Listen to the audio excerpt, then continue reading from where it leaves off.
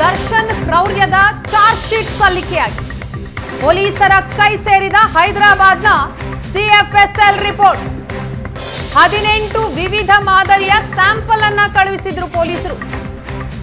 Electronic ಡಿವೈಸ್ನ ಸಿಎಫ್ಎಸ್ಎಲ್ಗೆ sample ಕಳುಹಿಸಿದ್ದಂತಹ ಪೊಲೀಸರು ನಿನ್ನೆ ಪೊಲೀಸರ ಕೈ ಸೇರಿದೆ 8 ಸಿಎಫ್ಎಸ್ಎಲ್ ರಿಪೋರ್ಟ್. ಈ ಮೊದಲು 10 ರಿಪೋರ್ಟ್ಗಳು ಕೈ ಸೇರಿತ್ತು. ಈಗ ನಿನ್ನೆ ಉಳಿದ 8 ರಿಪೋರ್ಟ್ ಏನಿದೆ ಅದು ಪೊಲೀಸರ ಕೈ ಸೇರಿದೆ. ಕೇಸ್ ಸಂಬಂಧ ಅಡಿಷನಲ್ ಚಾರ್ಜ್ ಶೀಟ್ ಸಲ್ಲಿಕೆಗೆ ತಯಾರಿ ನಡೆದಿದೆ. ಸಿಎಫ್ಎಸ್ಎಲ್ ಸೇರಿ ಒಂದಷ್ಟು ಅಂಶಗಳು ಚಾರ್ಜ್ ಶೀಟ್ನಲ್ಲಿ ಉಲ್ಲೇಖ. ಚಾರ್ಜ್ ಶೀಟ್ನಲ್ಲಿ ದರ್ಶನ ದುಡ್ಡಿನ ದೌಲತ್ತು ಕೂಡ ಬಯಲಾಯಿತು. ಕೇಸ್ ಮುಚ್ಚಿ ಹಾಕೋದಿಕ್ಕೆ ಪ್ರದೋಷ್ಗೆ 30 ಲಕ್ಷ ರೂಪಾಯಿ ಕೊಟ್ಟಿದ್ರಂತೆ ದರ್ಶನ್.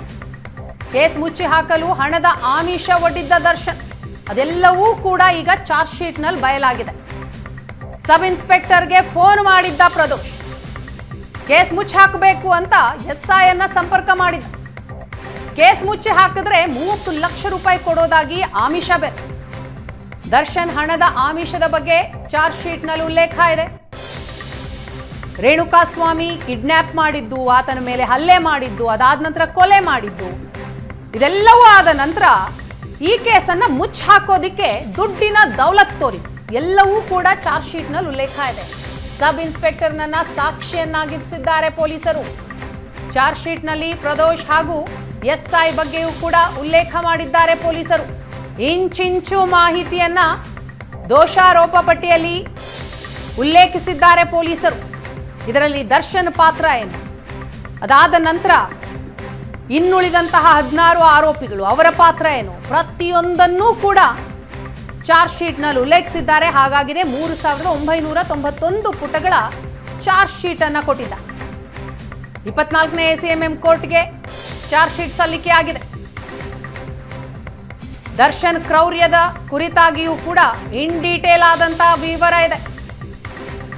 ಸಿಎಫ್ಎಸ್ಎಲ್ ರಿಪೋರ್ಟ್ 18 ವಿವಿಧ ಮಾದರಿಯ ಸ್ಯಾಂಪಲ್ ಅನ್ನ ಪೊಲೀಸರು ಕಳಿಸಿರ್ತಾರೆ. ಅದರಲ್ಲಿ ಮೊದಲಿಗೆ 10 ರಿಪೋರ್ಟ್ ಬಂದಿತ್ತು, ಈಗ ನಿನ್ನೆ 8 ರಿಪೋರ್ಟ್ ಕೂಡ ಬಂದಿತ್ತು. ಈ ಬಗ್ಗೆ ಮಾಹಿತಿ ಕೊಡ್ತಾರೆ ನಮ್ಮ ಪ್ರತಿನಿಧಿ ಮಂಜು, ಇದೀಗ ನಮ್ಮ ಜೊತೆ ಸಂಪರ್ಕದಲ್ಲಿದ್ದಾರೆ. ಮಂಜು, ರೇಣುಕಾಸ್ವಾಮಿ ಕೊಲೆಯಲ್ಲಿ ದರ್ಶನ್ ಪಾತ್ರ ಏನು ಅನ್ನೋದನ್ನ ಚಾರ್ಜ್ ಶೀಟ್ ನಲ್ಲಿ ಪೊಲೀಸರು ವಿವರವಾಗಿ ಅದನ್ನ ವಿವರಿಸಿದ್ದಾರೆ. ಸೊ ತನಿಖೆ ಸಂದರ್ಭದಲ್ಲಿ ಅಂದ್ರೆ ಕೋರ್ಟ್ ವಿಚಾರಣೆಯ ಸಂದರ್ಭದಲ್ಲಿ ಇದು ಬಹಳ ಪ್ರಮುಖ ಪಾತ್ರ ವಹಿಸುತ್ತಲ್ವ?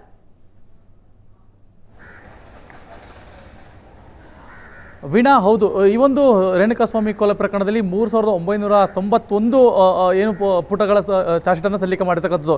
ಈಗಾಗಲೇ ಏನು CFSL ರಿಪೋರ್ಟ್ ಕೂಡ ಬಂದಿರತಕ್ಕಂಥದ್ದು. ಒಟ್ಟು 18 CFSL ರಿಪೋರ್ಟನ್ನು CFSLಗೆ ರಿಪೋರ್ಟನ್ನು ಅಂದರೆ ಒಂದು ಮಾಹಿತಿಯನ್ನು ಕೊಡಲಾಗಿತ್ತು. ಅಲ್ಲಿ 10 ಮಾಹಿತಿಗಳಿಗೆ ರಿಪೋರ್ಟನ್ನು ಕೊಡಲಾಗಿತ್ತು. ಅಂದರೆ ಏನು ಬೆರಳಚ್ಚಿ ಇರ್ಬೋದು, ಅಂದರೆ ಫಿಂಗರ್ ಪ್ರಿಂಟ್ಸ್ ಇರ್ಬೋದು, ಮೊಬೈಲ್ ರಿಟ್ರೀವ್ ಇರ್ಬೋದು, ಜೊತೆಗೆ CC ಕ್ಯಾಮ್ರಾದಲ್ಲಿ ಮ್ಯಾಚ್ ಮಾಡ್ತಕ್ಕಂಥದ್ದು, ಅಂದರೆ CC ಕ್ಯಾಮ್ರಾದಲ್ಲಿ ಇರ್ತಕ್ಕಂಥ ವ್ಯಕ್ತಿ ಮತ್ತು ಜೊತೆಗೆ ಇಲ್ಲಿ ಇವರೊಂದು ಫೋಟೋ ಕಳಿಸಿದ್ದಾರೆ, ಆ ವ್ಯಕ್ತಿ ಇಬ್ಬರು ಕೂಡ ಒಂದೇ ರೀತಿಯಾದಂಥ ಮ್ಯಾಚ್ ಆದಂಥ ಸಂದರ್ಭದಲ್ಲಿ ಅದನ್ನು ಒಟ್ಟಿಗೆ ನೋಡಿ ಅದನ್ನು ಹೌದು ಈತ ಆತನೇ ಅನ್ನೋದನ್ನು ಗುರುತು ಮಾಡ್ತಕ್ಕಂಥದ್ದು ಇರ್ಬೋದು. ಈ 10 ರಿಪೋರ್ಟ್ಗಳು ಬಂದಿರತಕ್ಕಂಥದ್ದು. ಇನ್ನು 8 ರಿಪೋರ್ಟ್ಗಳು ಬಾಕಿ ಇತ್ತು, ಅದು ನಿನ್ನೆ ಸಂಜೆ ಬಂದಿರತಕ್ಕಂಥದ್ದು. ಈ 8 ರಿಪೋರ್ಟ್ಗಳನ್ನ ಈಗ ಅಡಿಷನಲ್ ಆಗಿ ಸೇರಿಸುವಂಥ ಕೆಲಸವನ್ನು ಈಗ ಪೊಲೀಸ್ನವರು ಮಾಡಬೇಕಾಗಿದೆ. ಅಂದರೆ ಏನು ಈಗ 3991 ಪುಟಗಳ ಚಾರ್ಜ್ ಶೀಟ್ ಏನಿದೆ, ಆ ಒಂದು ಚಾರ್ಜ್ ಶೀಟ್ನಲ್ಲಿ ಅಡಿಷನಲ್ ಆಗಿ ಎಕ್ಸ್ಟ್ರಾ ಮತ್ತೆ ಏನಾದರೂ ಒಂದು ವೇಳೆ ಈಗ ಇರ್ತಕ್ಕಂಥ ಬಂದಿರತಕ್ಕಂಥ ರಿಪೋರ್ಟ್ಗಳೇನಾದರೂ ಅಡಿಷನಲ್ ಆ್ಯಡ್ ಮಾಡಬೇಕಾದಾಗ ಇಂತಹ ಪೇಜಿನ ಇಂತಹ ಪುಟದಲ್ಲಿ ಇಂತಹ ಪ್ಯಾರಾದಲ್ಲಿ ಈ ಒಂದು ಅಂಶಗಳಿದೆ, ಆ ಅಂಶಗಳ ಹೆಚ್ಚುವರಿಯಾಗಿ ಈ ರೀತಿಯಾದಂಥ ಮಾಹಿತಿಗಳು ಈಗ ಸಿಕ್ಕಿರ್ತಕ್ಕಂಥದ್ದು ಅದನ್ನು ಕೂಡ ಅಡಿಷನಲ್ ಆಗಿ ಆ್ಯಡ್ ಮಾಡುವಂಥ ಕೆಲಸವನ್ನು ಈಗ ಪೊಲೀಸರು ಮಾಡ್ತಿರ್ತಕ್ಕಂಥದ್ದು. ಒಟ್ಟಾರೆಯಾಗಿ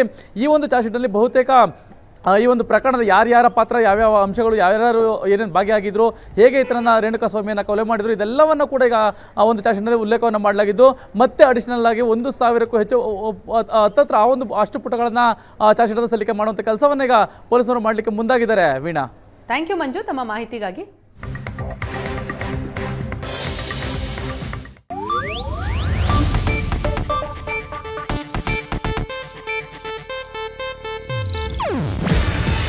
ಇದು ಏಷ್ಯಾನೆಟ್ ನ್ಯೂಸ್ ನೆಟ್ವರ್ಕ್ ಪ್ರಸ್ತುತಿ.